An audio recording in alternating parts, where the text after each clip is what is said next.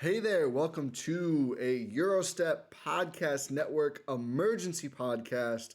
I am Ti Windisch. I am joined by the esteemed Jordan Treske of the Win in Six podcast to talk about some really bad news. The vibes around the Bucks were honestly kind of immaculate with an exciting win in Charlotte on Wednesday night. DeMarcus Cousins making an exciting debut for the team. And now all of that good energy is gone as the Bucks announced on their own volition, I guess, Thursday during the day. Oh, what's up, Jordan? Are we recording? Yeah. We are. Oh, okay. Because I didn't see it in the top corner. I was like, I have to do it now. I was like, I didn't No, it's know. a good call. It's a good There we call. I'm go. recording on a different software, but I just ruined your intro. no, it's fine. It's fine. This is we are all about transparency here at GSPN, which the Bucks not so much, but they did announce Brook Lopez back surgery out indefinitely. We still don't know what kind of back surgery, and not that I'm an expert in back surgeries or anything, but all we know is back surgery out indefinitely, which is one more word than we knew before. Before we knew back out indefinitely, now we know back surgery. Obviously, this is much more serious. No longer there seems to be the possibility that maybe Brook is back next week. Maybe he's going to be seen at practice soon. That's out. We don't know when exactly. We don't know how serious this is, but I think we know it's pretty serious because it required surgery. Jordan, what were your first thoughts outside of just, damn, that's a bummer, when we got this news? Yeah, like you said, he's already out indefinitely, so now it's more indefinite. Weird. Um, yeah, I mean, huge bummer. Um, Seemed very likely that we would have the when is the other shoe going to drop after Boogie signing. Just kind of felt inevitable that there'd be something, and you'd always brace for the worst, just because I mean there's very little words that we could go on from the Bucks. I mean, the most that was spoken about to this point was Brook, and how he was talking about progressing and uh, having a target in mind to Shams a couple weeks ago. Um, and I think he was doing on-court work at some points before games, if memory serves. But reading through the tea leaves, because that's all we have to do at this point, um, he, I'm guessing that whatever it was ailing him did not, lessen, diminish as he was starting to get back, ramping up into action. Um, and surgery is always viewed as a last resort, obviously, especially in this case. You're going to the back of a 33-year-old player that, you know 7-foot big man, all that stuff, has already had a history of foot problems that have derailed two of his seasons, while playing at the Nets. um it sucks. It's terrible. There's a history of injuries and all that stuff that you don't you hope for, that everything breaks right, and he's certainly been Mr. Durable for the Bucks over the last, since coming to the Bucks. And to see this, it's just, it's disappointing. And it, obviously the lack of transparency is one thing, but at the longer this went on, and especially after he says I have a target in mind, not saying what that target is and all that stuff, and seeing the lack of progress since then, you fear for the worst, and the worst has come to pass. Yeah, I think, you made a good point in our GSPN group chat that's like, it wouldn't have made the result any better if we knew what Yeah, was happening. And that's true. But I do think, still not great. well, and the head fake too. Like, I mean, he's doing on court work, has a target in mind. So clearly, and Bud's just not going to ever give us anything on this. It seems, we'll see. I mean, this next time that he's asked, you'd hope we get something. Eric Name was resharing on Twitter him saying straight up no to was there a setback. I guess you get into phrasing and semantics and all that. But if not a setback, clearly some bad news, right? Like, Yeah, clearly. Wisconsin sports fans have become very used to parsing through words recently and what they actually Oh mean. my god! Yeah, they have indeed. Um, but clearly, if not a setback, then something didn't go right. I mean, again, we're just playing with terminologies now, but it seems my read and not sourced at all. No, this is speculation to a degree. Like they were trying to avoid surgery this whole time, and Brook's back just wasn't responding in the right ways to do that. And now here we are, which probably leads me to believe this is pretty serious. And you may be saying, well, duh, he had back surgery. Of course it is. But I mean, there's some surgeries in the league, not back surgeries, but sometimes a guy like gets something scoped or whatever, and it's like 2 weeks, right? This is, again, not as serious as a back surgery, but there are some procedures that sound like they're going to be more serious. But I would imagine if this was something like, well, you could get the surgery and be out 2 months or try and go without, the Bucks and Brook would probably have been like, okay, like I'll eat the end of 2021 and be back for 2022. Like if the surgery wasn't going to be a long-term thing, you think that would have been the first option, right? Like let's just get it over with. Let's get it done. And again, this is just guesswork at this point, but it certainly doesn't seem good that we've gone all this time with no real update. And now suddenly the surgery is elected for, not only because we're closer to playoffs and the games that you really want Brook there for, although having watched all season mostly without him, you'd want him there for all of them. But not even just that aspect of having less recovery time, but just the thought and decision-making process that had you wait. It doesn't seem good for at least seeing full strength Brook Lopez for this year. Yeah, I mean, the Bucks don't go to these great lengths to keep things very opaque, to offer updates, but they're non-updates whenever a beat reporter like Eric Dame or local TV guys are asking about it, and or it's been however long. He only played opening night at this point. We're into December.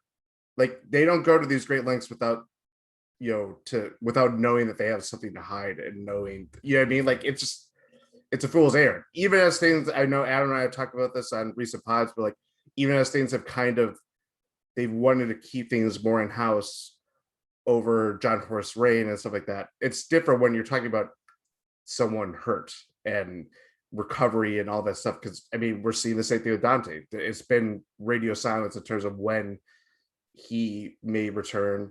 And it's just that only got multiplied when Brook Lopez plays opening night and then has been out since then.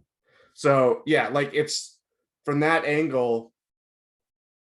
There's still, I know, they're saying indefinitely, and that they're keeping this, open to return, hopefully, but it's a back surgery. That's hard. That's hard for any player, regardless of sports. It's just really hard. And, again, his history, not that, we should just be judging out because it's two different injuries, but when Brook's out, he's out. It's either he's played or he's out. Well, that's what it's kind of what it is. I think that's life when you're 7 foot, 7'1", yep. 280, whatever Brook is. I mean, it's honestly, you don't want to say miraculous, but pretty awe-inspiring how healthy and available he's been. And I think a lot of credit goes to Bud and the Bucks for this one. They've load managed without load managing him, right? Like that's how the Bucks have operated in the Budenholzer, Horst, mostly Bud tenure. In terms, not entirely Horst, because he was there for some of the kid times when guys would just randomly play forever. But that's what Bud does. Brook wasn't playing 35 minutes a night and wasn't shouldering a heavy load, at least offensively. Defensively, he was. But still, there's only so much you can do about centers in their early to mid, we'll say, 30s. We do have a very disturbing precedent recently for centers getting back surgery, Serge Ibaka. And again, we don't know if it's the same. I don't know if we know exactly what Serge's was. We certainly don't know exactly what Brooks is. But a serious, you would presume, back surgery. I think Ibaka was out 5 months and hasn't really looked right ever since. Although, I think they were at different places in their careers. I think Serge pre-surgery didn't look as good as Lopez did pre-surgery either, or when he was playing still. Obviously, we haven't seen Lopez in 6 weeks now, but that's not a great sign, clearly. We don't have that much to go off of, but I don't know if anyone even needed an example. I think back for the playoffs right now feels like a pipe dream. So, I mean, we thought Giannis was going to be out forever when he got hurt. Hopefully, we're wrong again, but it doesn't seem great right now. And even then, I mean, Ibaka's kind of been a good example just because he has played G League assignments, and it's hard to ramp up Yeah. in general. But then the thought of like, oh, you may be playing for your season, and you're relying on Brook Lopez to Yeah. play, I don't know, 20 minutes or something like that. Like that's that. Frankly, to me, is like it's not that does seem like a pipe dream. It does not seem Yeah. something you should expect. So that's where it gets really kind of, I Dicey. mean, dicey. They've obviously made their move. They pulled this move off with Boogie Yeah. to not replace him, but it's Yeah. at this point it's a body that needs to fill minutes at the center position, and you just hope that it works out in terms of Brooks' health. It works out with Boogie. It works out with Giannis, Bobby playing to the degree that they have over the last few weeks, and obviously over this 8-game winning streak. And then you ask more of the roster. We're going to see different variations. We haven't seen the Bucks play to their system. We've seen different ways of how they're playing defensively because it's hard to replace Brook Lopez. What he does and how the Bucks have played under with Brook and under Bud has been so synonymous to Brook. It's not easily replicable, as hard as that word is for me to say. Bobby's had trouble playing that way. We've seen other, Giannis his brother has had trouble playing that Yeah, way. yeah, I mean, exactly. It's not easy. Yeah. So that's where it gets really hard because it's just he is so integral to this era of the Bucks and just how they've historically played. When you take that piece away, as much as the team has changed, as much as they've had to make major changes around that, you're still like you've always looked at Brook Lopez as kind of a constant. Not unlike it's not to the degree of Giannis or Chris or now Drew since he came here, but it's something else entirely that can't. When you lose it, you recognize it, and when you see it, come together, it's very tangible to see. Yeah, absolutely. No one is going to be able to 1-to-1 replace what Brook brought the Bucks when healthy. But like you said, well, it's going to be a committee thing. A lot of guys are going to have to step up. So obviously, Giannis, I mean, we've seen it. He's already been doing this. Bobby Portis, to an extent, we actually were debating on Twitter, Adam McGee, myself, and a listener, I think Steven, earlier about is Bobby a center or not. I think not really. I don't think he can do that many center things defensively. They're going to need him to give good big minutes for the rest of the season, though. I mean, there has been a stark difference having him versus not having him. I think on the Bucks rebounding and even a little bit defensively. As much as he gets picked on, I think they just missed the size. They just had no size, especially when Shemi. He's going to be a little more essential now. I'm going to start saying his name again. When Shemi was out as well, there was just not enough size at all. Adding Boogie helps, although now I don't feel as good about the move. I thought it was just, hey, let's get some big depth and help bring Brook back slowly. But he looked great, and that's a good sign. Again, he's not going to replace Brook 1-to-1. I do think there is some merit in saying Brook was not seen as a standout defender when he came to the Bucks. Maybe working with the Bucks in Bud's system with these tremendous defenders around him, in front of him, will help Boogie more too. I think he did look more mobile than I expected. Again, he's not going to be an all defensive level player. I don't think he's going to start for them and play anything close to Brook's role. It is a good sign that he looked good already, though. I mean, he's been on the team 2 days. He looked more comfortable on the Bucks than most of the guys they added this summer, besides George Hill, who had been around before, and Grayson Allen, who is still actually is kind of. Grayson will go a long time without shooting now. I think he's getting used to playing with the big three all healthy. But I think Boogie fit in well. I think that is a good sign. I mean, it's, again, I think the important thing to stress here is you cannot look at Boogie and go, replace Brook Lopez. It's way too much to ask. But if he can do a little bit of it, Giannis can do a lot of it, Bobby can do some of it. Guys like Chris is going to need to rebound more all year now and in the playoffs. Like, That's the thing that can be off and on. And I think when he's on, I really notice it and go, that was a great rebound, Chris. You're 6'8". Thank goodness for doing that. That's going to be a big thing because he's going to be asked to play the four now more, I think, just by default. And getting something out of Shemi and Rodney Hood. So when you look at this, how do you look at the Bucks big man rotation shaking out, or maybe not even rotation, but just how this roster is going to come together and continue to survive and hopefully thrive without Brook? Um, I mean, if they could play like how they've been playing the last 8 games, that'd be great. That solves a lot of problems. No, to be more serious about it, I mean, we already all identified, even before Brook's injury, probably going into the season, that they are light on size. They need more big man depth, all that stuff. And it wasn't just, strictly talking about a traditional center. It was also, you lose PJ Tucker, you go replace him with Shemi Ojale, who can kind of give you toughness, a little bit more physicality. Just a matter of him playing up to his role offensively and hitting shots. To this point, and I know he's hurt, another lingering injury that, he, I think during training camp into the start of the season was suffering, and then doesn't play up to his abilities, gets hurt, and is out for maybe a week or two more at this stage. Um, it wasn't just about traditional centers. It's about that kind of switchy 4 or 5 wing defender that can kind of basically just get take on tough defensive assignments, play up to his capabilities, hit some shots, that kind of thing. Very low usage role player. They don't have that right now. At least it's still kind of TBD of whether Shemi could be that kind of guy for them. And it's unfortunate he got hurt, but now you're asking more of that, of Chris playing up to what isn't his natural position, even though he has great size for it, and he's Chris Middleton has just a great all-around player.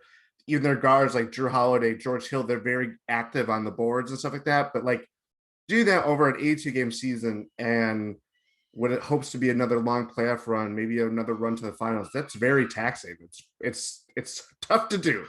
Pat Connaughton is, throw him into the mix there. Like, it's just a lot. And it's unfortunate that it has to be this way, but you're, expecting more out of them to kind of sustaining this level of, gang rebounding, or just like all this stuff that just really kind of makes the Bucks, the Bucks, I guess, for lack of a better way to say it. Yeah, I think what's interesting to me is I actually think their big man rotation over the regular season will be more or less okay. I think Yeah. Giannis and Bobby combined to be a center, and then Boogie too. Like I think Giannis and Boogie, if you let's just call them the fives and say Bobby is like a 4.5. This isn't to denigrate him. It's just the skill set. I think that's fine. Even if Boogie Yeah. takes some nights off, Bobby plays some solo five. You can live. It's not ideal. And nights when Boogie and Giannis or Boogie and Bobby are out, then suddenly you're very thin again, and that's just life. But I think they'll be okay, assuming. I would imagine Boogie gets ramped up and isn't sitting every back to back. I guess we'll see. We don't know. But I mean, he's been on the couch until 2 days ago, so I think it makes a lot Yeah. of sense for him to miss this one. I think what's going to be interesting is the need for the playoffs, and I think the whole thing with Brook in the playoffs is not Brook is a great fit next to Giannis, and that's why they need him in the playoffs. It's Brook is a great player who has a huge impact on winning, and that's why you need Brook in the playoffs. Yeah. So now, you can trend more toward fit, right? And we're seeing the Bucks when they go for their bigs. I think you're seeing guys like Bobby, even like Shemi, who are more malleable to fit better with Giannis. To an extent, Mamu's not going to play in the playoffs, but like that kind of big, who it's like offensively he's really good for Giannis. Giannis can cover for him defensively. That's the big combo now. The Bucks are going to have to trend more like that. They're not going to play Boogie 30 minutes a night and start him like they did Brook. So then the real need is the same need that we knew about before Brook got hurt. in my opinion, it's that defensive four, the PJ Tucker type, which could have just been PJ Tucker, but here we are. We need to find one. So, all of a sudden, I think even more importance on Shemi Ojale coming back and figuring it out. Can you get something from Rodney Hood? I don't think Rodney Hood's going to be a defensive stopper, but if he can play those minutes and be good enough on offense, maybe you can get by. Or does there need to be another roster move? Because I think you can get by with playing 15 minutes of Giannis and a traditional big who's not all that good, like the Lakers did in their title run when Dwight started games but did not finish them. I would guess the Bucks look more like that kind of a team in the playoffs this year, assuming Brook does not make a miraculous return. So then you're looking at, okay, how can we get another good four to complement this? Can we find one on the roster, or do we have to make another move? That's going to be the interesting thing. So I think this pivot was going to come eventually. Brook obviously was older than the rest of the core by a few years. Certainly didn't want it to happen now with how good he's looked when he's played. No. But we are here. So I want to answer one question I've already seen on Twitter about the disabled player exception. The Bucks could apply for this if they agree, and I think the NBA can do an independent check as well, only if a player is going to be out for the season. So that's why they haven't done this for Dante. He's dunking again. They assume he's coming back. They didn't bother doing it. They haven't yet done it for Brook. We'll see if they want to go down that route. You can apply for the exception without using it. It's for either the non-taxpayer MLE or half of the player's salary. I think plus 100K. The NBA always throws 100K on these things for some reason.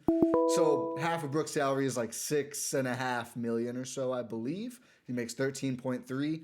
So they could do that. It would give them a mechanism. It's not all that useful, but if they think he's going to be out, they could go get it. I don't know if they're going to want to put that timeline out there, considering they haven't liked to do that at all, and they would officially have to get this thing. But it doesn't open up a roster spot, I don't believe. The NBA is not like the NFL. You can't throw a guy on IR. So now with Boogie, the roster's full. Of course, you could release Boogie. He's non-guaranteed. Yorgos, I don't think, is fully guaranteed. Is he for this year?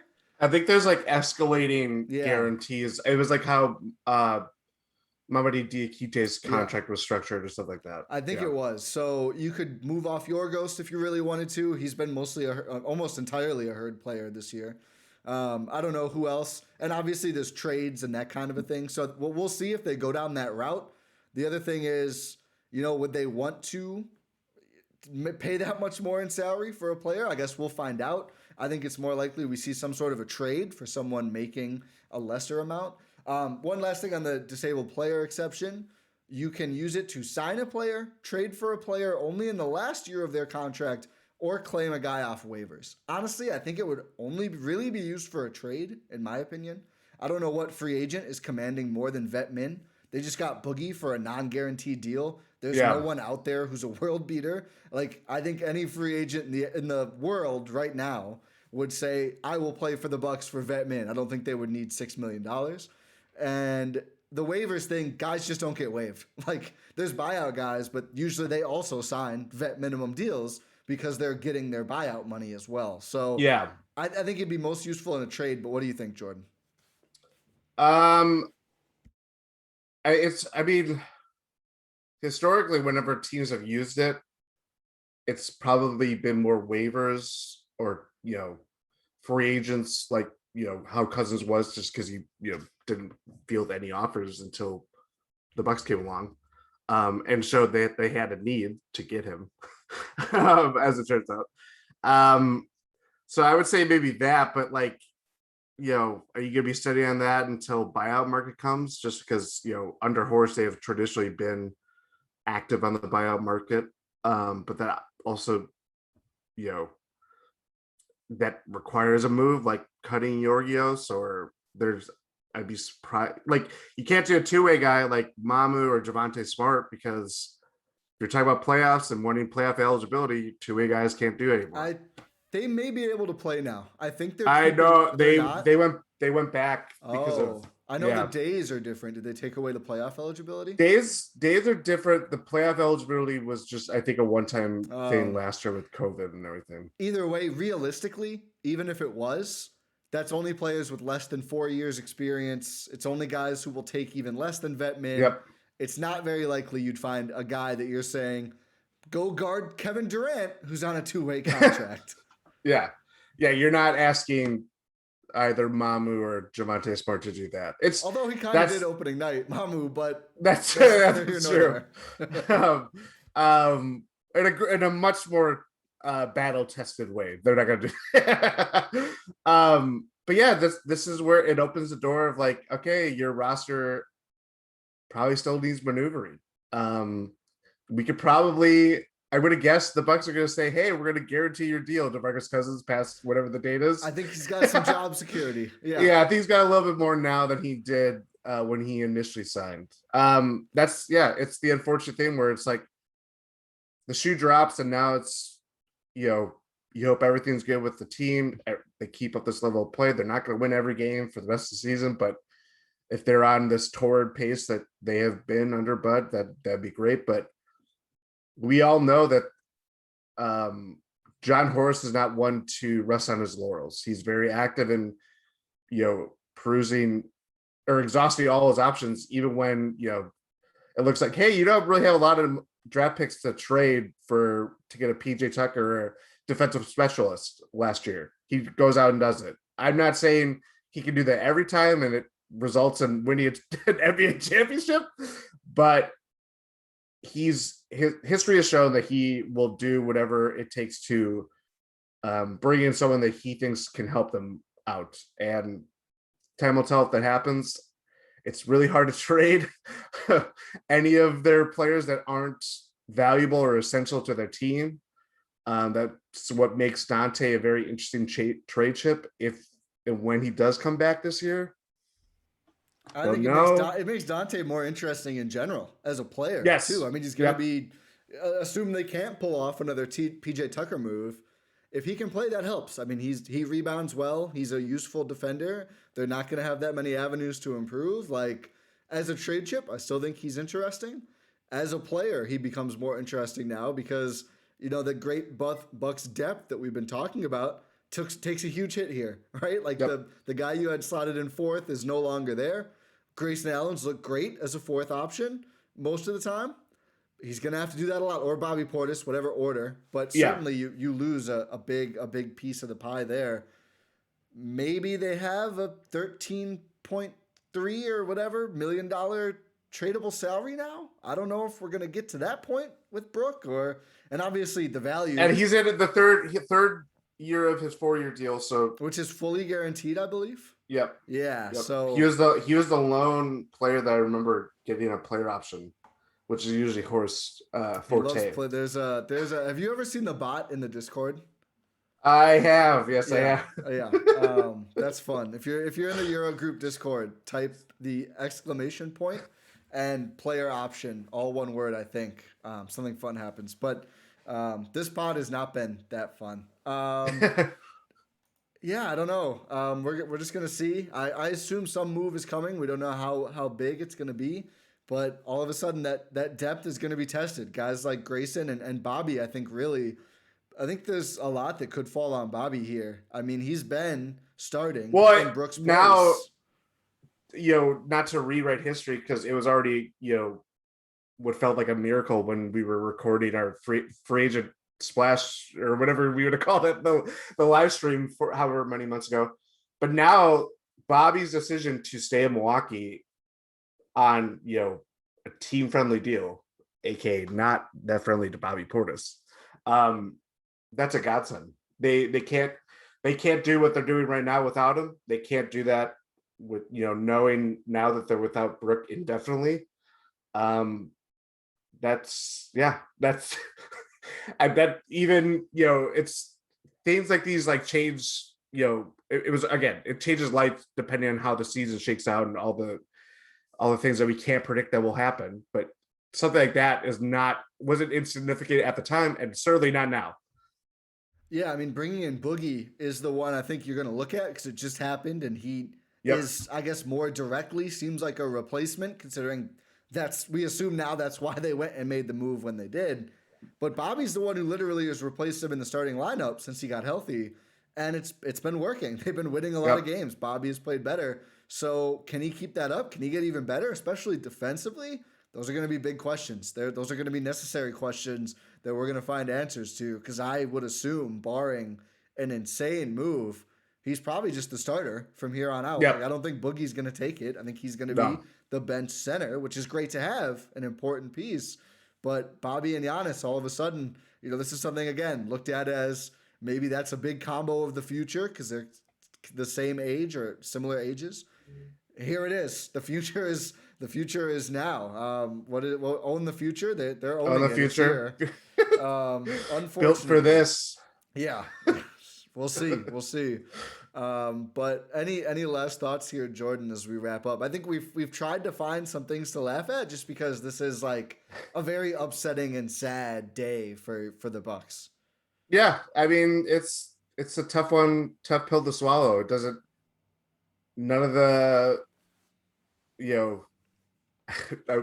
outright anger that we all had at various points in time doesn't make this feel any better, because it was just the longer this went on, it just seemed like the most likely outcome, unfortunately.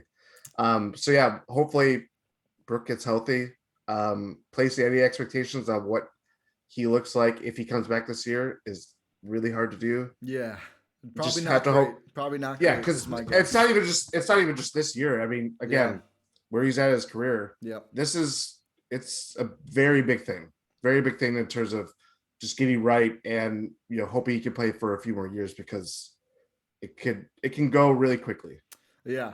Nothing. I don't know if we said it directly, but obviously nothing but good thoughts and wishes and prayers and everything to Brook Lopez right now. First and foremost, his just health as a person is more important than this basketball stuff. But the Bucks have to keep going on anyway, and they're gonna play the Raptors tonight, or maybe last night as you're listening to this. But all the best to Brook Lopez. We do have one new review. We have actually a couple new reviews on Apple, but from JTPDX89 in the US. He writes, "Excellent show! Exclamation point! 5 stars." So this is the good vibes we needed. The way these boys talk Bucks basketball is top notch. I moved away from Milwaukee and felt very disconnected to the team. Between the show and the Twitter accounts, all 6 of them for now. A 7th one coming soon. Ooh, that's a teaser. I said the 7th part and the 6th part, not JTPDX89, by the way. But between the show and the Twitter accounts, I feel very in the mix, much needed, and even more appreciated. We do appreciate you, JDPDX89, and all listeners, and everyone who's left a review on Apple. If you have not done so, you can send one of those, screenshot it, send it to us on Twitter, at Ti Windisch, at Jordan Treske, at Adam McGee11, at Arcadi Jr., at Eurostep Pod, at WinIn6 Pod, I think. I always forget why you do. I did this last time and you didn't. I know. Jordan.